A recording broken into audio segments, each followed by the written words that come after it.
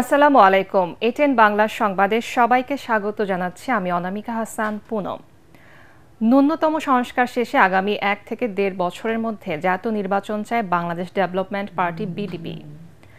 Offer পেলে নতুন নিবন্ধিত রাজনৈতিক দলগুলোর সঙ্গে জোট করার আগ্রহ আছে তাদের। রাজধানীর আগারগাঁওয়ে নির্বাচন কমিশন ভবনে নিবন্ধন সনদ গ্রহণকালে এসব কথা বলেন দলটির চেয়ারম্যান আনোয়ারুল ইসলাম। এর আগে রাজনৈতিক দল হিসেবে নির্বাচন কমিশনের নিবন্ধন পায় বিটিপি। আদালতের আদেশের পরিপ্রেক্ষিতে রোববার দলটিকে ফুলকপি প্রতীক বরাদ্দ করে প্রজ্ঞাপন জারি করে নির্বাচন কমিশন। সেনাবাহিনী প্রধান জেনারেল ওয়াকার উজ্জামানের সঙ্গে সৌজন্য সাক্ষাৎ করেছেন মালাউইয়ের defence force commander general Paul Valentino.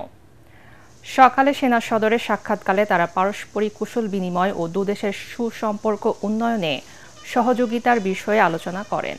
সেনা প্রধানের সাথে সাক্ষাতের আগে মালাউই ডিফেন্স ফোর্স কমান্ডার শিখা অনির্বাণে পুষ্পস্তবক অর্পণ করেন। এ সময় সেনাকুঞ্জের সশস্ত্র বাহিনীর একটি চৌকস দল তাকে গার্ড অব অনার প্রদান করেন। পরে সেখানে একটি গাছের চারা রোপণ করেন তিনি।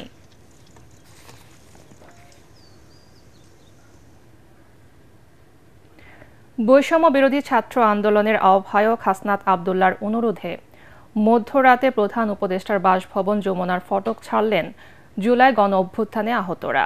দাবি মানার আশ্বাসে আবারও হাসপাতালে ফিরেছেন তারা। এর আগে গতকাল দিনভর তারা রাজধানীর শ্যামলীতে এবং সন্ধ্যায় শাহবাগ ইন্টারকন্টিনেন্টাল হোটেলের সামনে বিক্ষোভ করেন। পরে মধ্যরাতে পুলিশের ব্যারিকেড ভেঙে মিন্টু রোডে প্রধান উপদেষ্টার বাসভবন যমুনার সামনে অবস্থান নেয় আহত বিপ্লবীরা। আরও জানাচ্ছেন খায়রুল ইসলাম। রোববার দিনভর আন্দোলনের পর দাবি আদায়ের জন্য প্রধান উপদেষ্টার বাসভবন অভিমুখে রওনা দেন জুলাই বিপ্লব আন্দোলনের আহতরা। এ সময় শাহবাগ ইন্টারকন্টিনেন্টাল হোটেলের সামনে পুলিশের বাধার মুখে পড়েন তারা।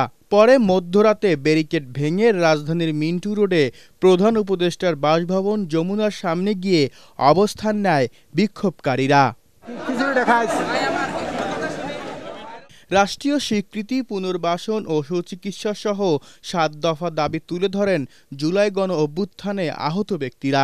আমরা আমাদের বিভিন্ন দাবি দেওয়া বা আমাদের অধিকার যেটা বলেন এটার জন্য আমরা কথা বলে আসতেছি বিভিন্ন জায়গায়, কিন্তু তারা বিভিন্নভাবে আমাদেরকে আশ্বস্ত করছে, কিন্তু আমরা কখনোই এটার কোনো সুফল আমরা ভোগ করতে পারি না। আসলে আমরা 24-এর যোদ্ধা, আমাদের সবাই বলে এটা রাষ্ট্রের কাছ থেকে আমরা একটা স্বীকৃতি চাই।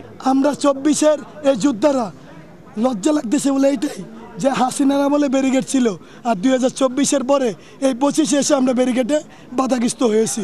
এ সময় ঘটনাস্থলে যান বৈষম্য বিরোধী ছাত্র আন্দোলনের আহ্বায়ক হাসনাত আবদুল্লাহ।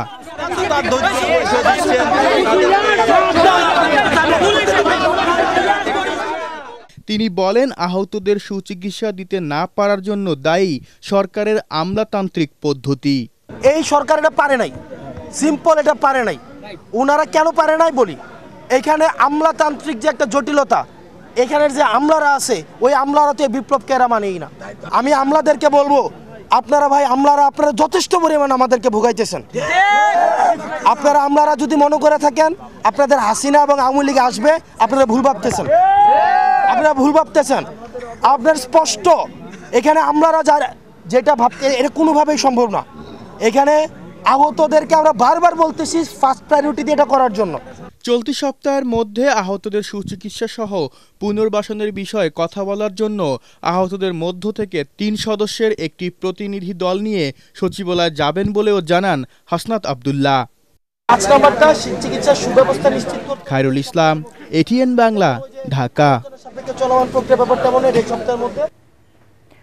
টঙ্গীর তুরাগ তীরে আজ থেকে শুরু হয়েছে প্রথম পর্বের বিশ্ব ইজতেমার দ্বিতীয় ধাপ। ফজরের নামাজের পর আমবয়ানের মধ্য দিয়ে আনুষ্ঠানিকতা শুরু হয়েছে। কুরআন হাদিসের আলোকে গুরুত্বপূর্ণ বয়ান করছেন আলেম ওলামারা। প্রথম পর্বের প্রথম ধাপের 3 দিনের ইজতেমা শেষে মুসল্লিরা গতকালই ময়দান ছেড়েছেন। দ্বিতীয় ধাপের ইজতেমায় অংশ নিতে সন্ধ্যা থেকে মাঠে আসছেন ধর্মপ্রাণ মুসল্লিরা। তাবলিগ জামাত বাংলাদেশের সুরাই নিজাম মিডিয়ার সমন্বয়ক হাবিবুল্লাহ রায়হান জানান, মাঠ এখন দ্বিতীয় ধাপে অংশগ্রহণকারীদের জন্য পুরোপুরি প্রস্তুত।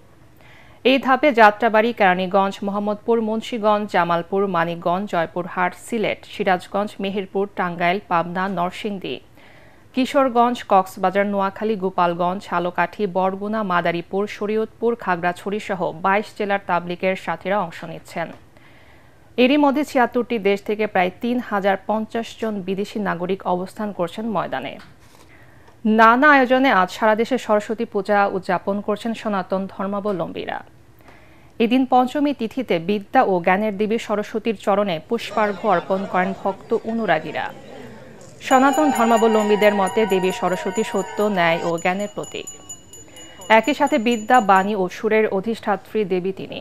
বিদ্যা ও সঙ্গীতের দেবীর আরাধনাকে কেন্দ্র করে রাজধানী সহ সারা দেশে উদযাপিত হচ্ছে অন্যতম এই ধর্মীয় উৎসব। এই তিথি বসন্ত পঞ্চমী নামেও পরিচিত। এদিন অজ্ঞতার অন্ধকার দূর করতে কল্যাণময়ী দেবীর চরণে প্রণতি জানান ভক্তরা।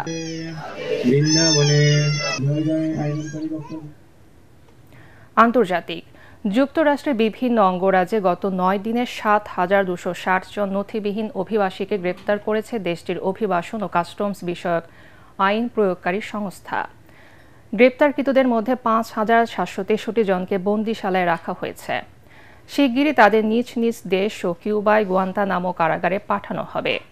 সামাজিক যোগাযোগ মাধ্যম এক্সে পোস্ট করা বার্তায় এই তথ্য জানিয়েছে সংস্থাটি। নিউ ইয়র্ক অঙ্গরাজ্যের নিউ ইয়র্ক সিটি, ইলিনয়েস অঙ্গরাজ্যের শিকাগো এবং ম্যাসাচুসেটস অঙ্গরাজ্যের বোস্টন শহরে অভিযান চালিয়ে নথিবিহীন এসব অভিবাসীকে গ্রেফতার করা হয়েছে। এদের মধ্যে অনেকের বিরুদ্ধে ধর্ষণ, অপ্রাপ্তবয়স্কদের প্রতি যৌন সহিংসতা, বন্দুক ও মাদক সংক্রান্ত অপরাধের অভিযোগ রয়েছে। সরকারি পরিসংখ্যান অনুযায়ী যুক্তরাষ্ট্রে বর্তমানে বসবাস করছেন ১,৭০,০০০-এরও বেশি নথিবিহীন অভিবাসী। তাদের মধ্যে অন্তত ১ লাখকে ফেরত পাঠানোর লক্ষ্য নিয়েছে ওয়াশিংটন। খেলার খবর। আগামী ১০ ফেব্রুয়ারির মধ্যে ৩ কিস্তিতে চুক্তিবদ্ধ খেলোয়াড়দের সব টাকা পরিশোধ করবে দুর্বার রাজশাহী। ক্রীড়া মন্ত্রণালয় এক বিজ্ঞপ্তিতে জানিয়েছে ৩, ৭, ১০ ফেব্রুয়ারিতে ৩ কিস্তিতে দুর্বার রাজশাহীর ক্রিকেটারদের পাওনা টাকা পরিশোধ করা হবে। এতে আরও জানানো হয়, ফ্র্যাঞ্চাইজিটির সঙ্গে জড়িত সবার পাওনা বুঝিয়ে দিতে সকালে বিতর্কিত মালিক শফিককে আইন শৃঙ্খলা বাহিনীর হেফাজতে এনে জিজ্ঞাসাবাদ করা হয়। নিজের দোষ স্বীকার করে ২৫% করে ৩ দফায় পাওনা টাকা পরিশোধের আশ্বাস দেন তিনি। এই প্রতিশ্রুতি ভাঙলে তার বিরুদ্ধে আইনি ব্যবস্থা নেওয়া হবে বলেও জানিয়েছে ক্রীড়া মন্ত্রণালয়।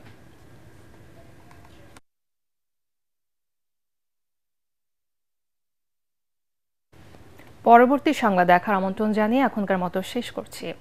এটিএন বাংলার সংবাদ ইউটিউবে দেখতে ব্রাউজ করুন, youtube/ATN বাংলা নিউজ। ধন্যবাদ সবাইকে।